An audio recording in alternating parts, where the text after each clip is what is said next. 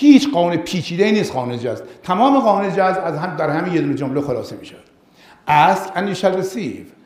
نگفت جون بکن تا به دست بیاری، گفت بخواه تا به تو داده شود.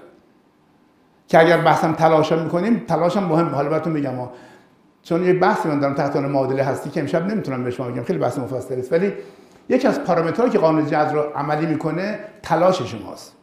لیس للانسان الا ما سعی. ولی تلاش کی؟ اولا تلاش کی؟ تلاش اردک، تلاش عقاب. و بعدم اینکه تلاش دو جوره. گوش کنید مهمه. ما تلاش ذهنی و فکری داریم و تلاش جسمی داریم.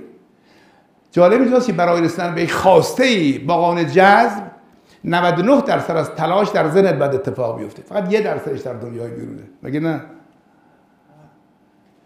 1% در دنیای بیرونه. یعنی آنچه را که در ذهن تو میگذرد سرنوشت تو رو میسازه. دقیقاً چه باوری، دقیقاً چه فکری، دقیقاً چه احساسی، قدرتمند. البته در دنیای بیرون هم گاهی لازم است، خیلی وقتا لازم است تلاشی بکنی، اوکی، تا دایره خلق تکمیل شود.